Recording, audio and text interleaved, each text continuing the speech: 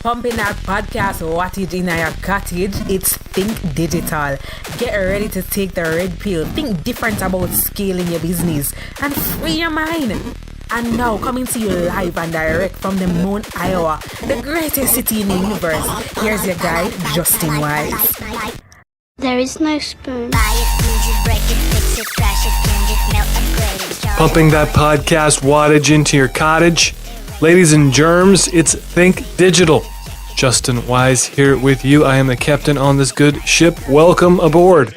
Today's topic is how seven-figure businesses plan, create, and run paid traffic campaigns that work. A mouthful, but a good mouthful. Again, how seven-figure businesses plan, create, and run paid traffic campaigns that work. Show notes will be available to you, as always, good listener, at thinkdigital.co/podcast. That's thinkdigital.co/podcast.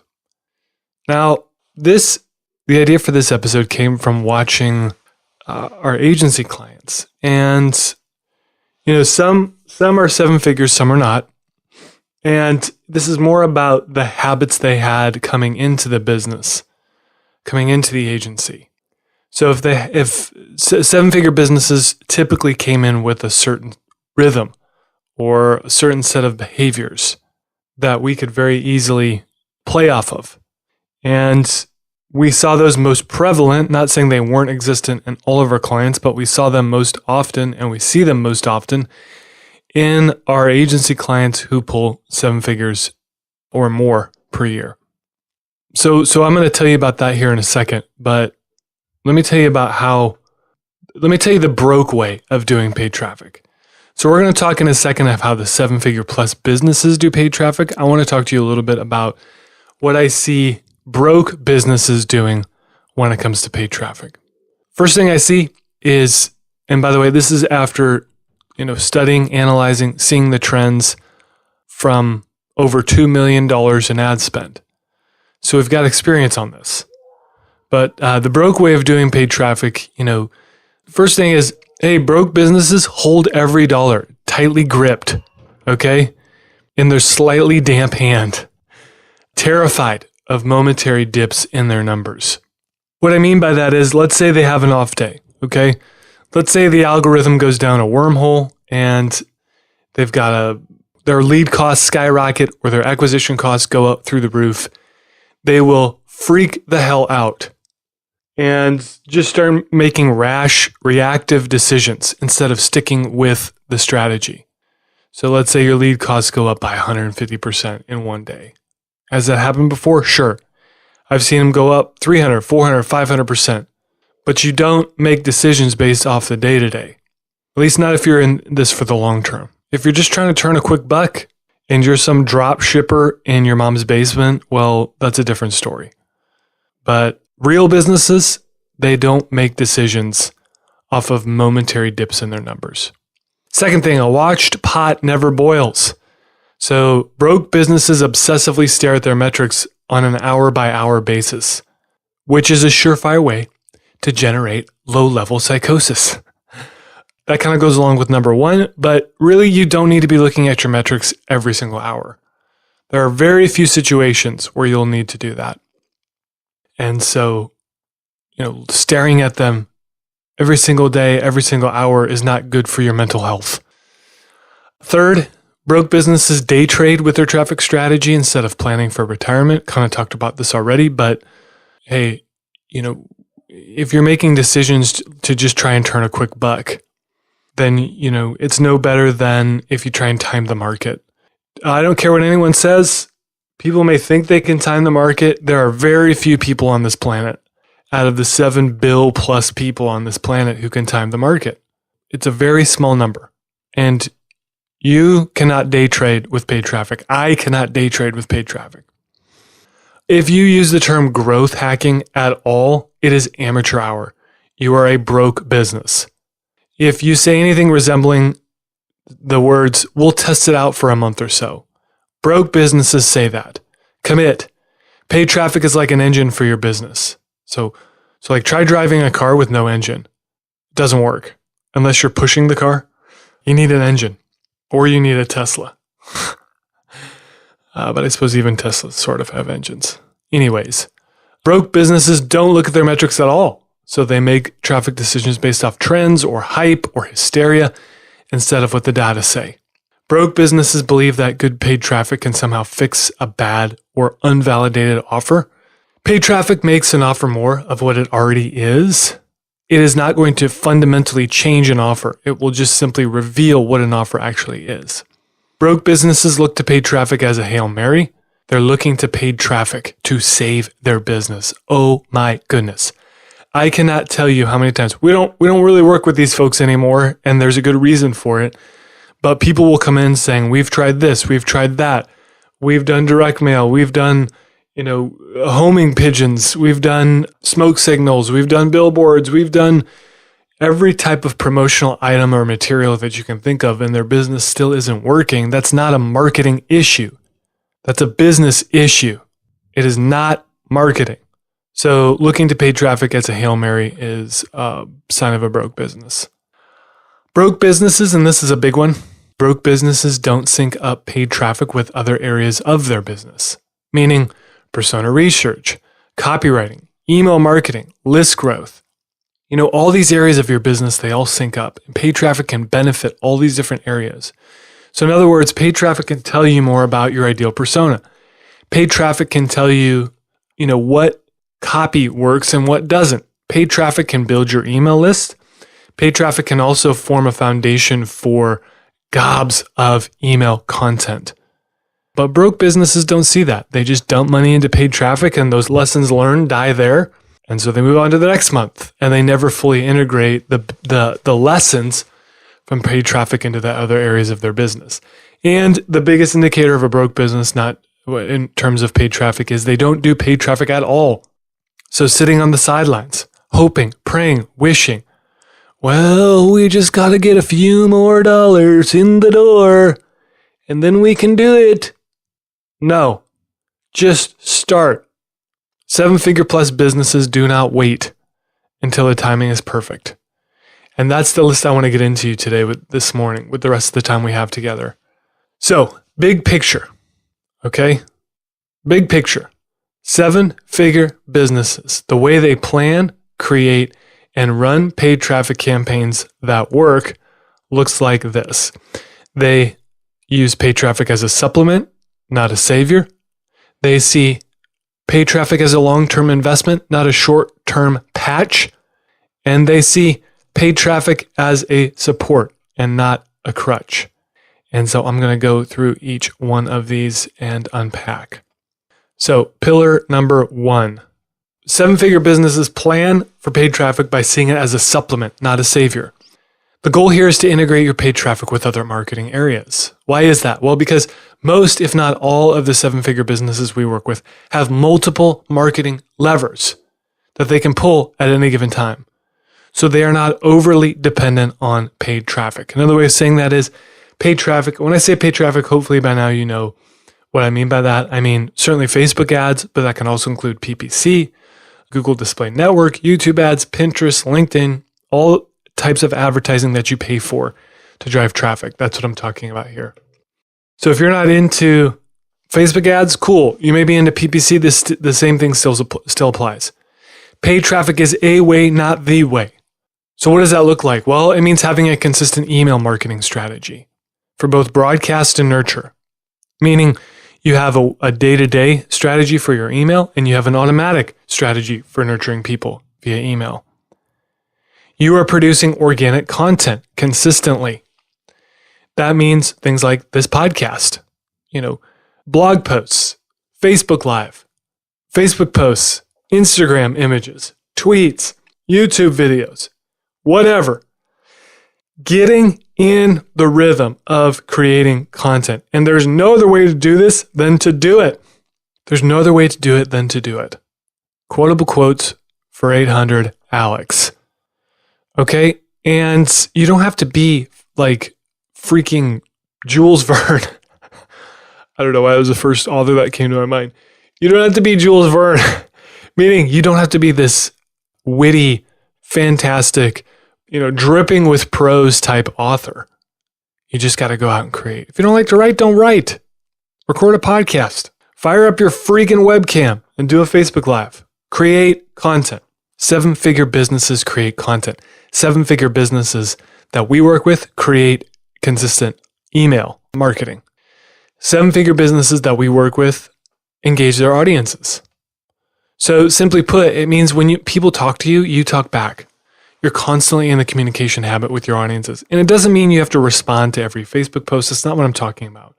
What I mean is that the conversation you have with your audience is two-way. The best business people do this. And they respond to their audience. Okay? They actually take the time to listen and integrate what they're hearing from their audience into their business. And so practically speaking, this can include responding to people's tweets. It can include surveying your email list and asking them what they want from you, what's working, what's not. It can mean, small things like responding to your DMs. Gary Vee talks a lot about this, and it's absolutely true. And this is what I promise you, if you think you don't have time to do audience engagement, I promise you that you do. You've got it. And you just have to build it in, build that rhythm in, flex that muscle. So another way of saying that is the 7-figure businesses that we work who do paid traffic effectively see it as a supplement, not a savior. It supplements email, it supplements organic, it supplements audience engagement. It does not save their business. Word. You're listening to Think Digital with Justin Wise. The next step down the rabbit hole is to sign up for the No Spoon newsletter, a free weekly email designed to increase your productivity, grow your influence, and free your mind. Take the red pill and head on over to thereisnospoon.co to sign up. Okay, second pillar, second thing we see, second theme, second whatever that we see 7-figure businesses doing that we work with. They see paid traffic as a long-term investment, not a short-term patch. So when we start working with people, we show them the emoji scale of pain. And it basically says, hey, when you come into this, you're going to feel awesome and you're going to feel like, you're flying high, and then the real work's going to begin and you'll think this is overwhelming. How am I going to do this? But then you're going to shoot out of that like a rocket, and you're going to start feeling a lot better about this when the leads start coming in and when the leads, revenue, conversions, whatever, start coming in. But there is a dip, and we tell people that in onboarding. There is a dip. And it is here where the phonies bow out. Now, again, we don't get a ton of this anymore, but in our past we have. And what I've learned is that emoji scale of pain. Just imagine you see a stock ticker or stock prices. You see starting price and then a dip, and then it shoots out of the dip and skyrockets into growth. The losers bow out at the bottom. Same thing with the stock market. Okay, the losers buy high, sell low. The winners buy low, sell high. And 7-figure businesses and beyond know, hey, we're going to make some investments. That investment's going to take work, and then the investment's going to start paying off. So paid traffic works no different than the stock market does. The hose bags, the people who get screwed in the stock market, do it to themselves. And so we've had in our past people who bow out at the bottom, very bottom of the dip. And it is heartbreaking. This, by the way, is why we became a lot more selective in who we started working with and who we started saying yes to. Because it's just too painful. It's too painful to watch a business owner freak themselves out and bail on a process that we know will produce long-term results for them. And so we've just really intensified our screening process because we can't take that heartbreak. Like, if I'm just being completely candid and honest with you, it is heartbreaking. It's heart-wrenching to watch a business owner do that to themselves. Very much like if you were a stockbroker and you just knew stocks really well and you saw someone who was about to sell at the very worst possible time and there's nothing you can do to convince them otherwise. That is painful. But the good news is 7-figure businesses know that this is going to happen. They know that paid traffic is an investment. They know it's not going to work like it will in 3 months on the first day campaigns launch. They know that it takes time. They're not looking to paid traffic as a short-term patch. Remember the first pillar, the first point. And so they have other ways to acquire customers. They have other ways to market. And so they're not putting all their eggs in the paid traffic basket. Is it an important basket? Yeah, absolutely. But it can't be and shouldn't be your only basket. I could say a lot more about this, but I'm not gonna. I need to keep moving here. The third thing that we see, the third pillar that we see seven-figure businesses running on or being supported by when they plan, create, and run paid traffic campaigns that work is they use it as a support, not a crutch. Now, this is different than what we've already been talking about. Here's what I mean. Michael Hyatt says, good marketing makes a bad product fail faster. And I've amended this to read, good paid traffic makes a bad business fail faster. We've seen this in the past where we know our process, we know it works, it's systematic, it is step-by-step, it is lethal. It's proven at this point. I have zero questions about whether or not our process will work. It may gel a little bit later for some clients, but I know that it works. And when it works, and we've had this before, where it works, we're nailing our objectives. But for whatever reason, it's almost like counterproductive for the business that we're working with, because their business isn't sound. So you layer on good paid traffic to an unsound business, and it puts too much stress on the foundation of the business, and the business cracks, and the business folds, and the business can't handle it, basically. And so what we see with our seven-figure clients is that foundation is solid. That foundation is solid. The business is solid. And what I mean by that is, they've got their marketing down and they just simply want to add some more eyeballs to their offer. But more importantly, they have their operations down. They have their fulfillment down. They have their sales down. They are profitable. They are sustainable, just like a real business. And so they can layer on marketing and add more juice, add more gas to the fire, because they've taken care of the foundation. And so this is what pisses me off about these Johnny-come-latelys, these drop shippers. I don't know if you've noticed on this podcast or not. And there are reputable drop shippers out there. I'm not saying the industry as a whole is bad, but I am saying that there's a lot of people who are flooding drop shipping. And basically, if you don't know what drop shipping is, let me give it to you in a nutshell. People go and buy shitty products on sites like Alibaba, and then they sell them. And they don't ever actually have the product or inspect the product or make the product. They're just looking for a way to turn a quick buck. Those are not real businesses. Sorry, if that's you, don't care. It's not a real business. Because the only person that you're looking to enrich is yourself. Real businesses look to enrich certainly the owner. I am a red-blooded capitalist, okay?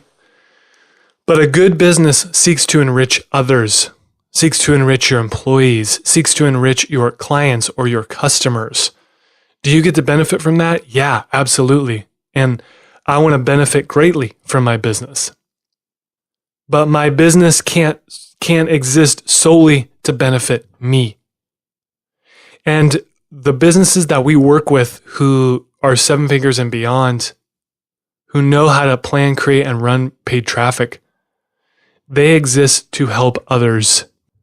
And a byproduct of that is that their foundation is set. So that they got their operations down. And you can do all this, by the way. You don't need a huge team. You don't need a team at all. You just need to have your poop in a group. So if your business, think of this as like a broken pot analogy. If your business is the pot and paid traffic is the water, what's going to happen when you pour water into a bucket with holes in it? Sure, the bucket might fill up temporarily, but if those holes don't get addressed, you're just going to be using paid traffic as a crutch instead of a support. Paid traffic is a fantastic support. It is a miserable crutch because when you take the paid traffic away, or you have a down month on your paid traffic, which happens all the time, you don't have a way to keep that business going because you don't actually have a business. Sorry, not sorry. 7-figure businesses are obsessed with learning the strategies of paid traffic, okay? And aligning the tactics with their strategy. Carousel ads, messenger ads, algorithms, manual bidding, auto bidding, ad placement, all that stuff is tactics. 7-figure businesses look to support their business strategy with paid traffic, not use it as, you guessed it, a crutch. All right. First pillar, 7-figure businesses see paid traffic as a supplement, not a savior. Second pillar, they see it as a long-term investment, not a short-term patch. Third pillar, they see it as a support and not a crutch. I'm going to wrap it up for this episode, folks. Tell me one thing that you learned today. One thing you're going to do different. Hit me up on Facebook. Some of you are doing that now. I love hearing from you. Thank you. Facebook.com/Justin Wise. Let me know. In the meantime, I want you to sign up for a gift. I got a gift for you. What it is right now, don't know. It rotates. Haha. How's that for transparency? But you can grab that gift. thinkdigital.co/gift. thinkdigital.co/GIFT. We will be back with another new episode of Think Digital. In the meantime, have fun, stay safe, and we'll see you online. Bye-bye, everybody.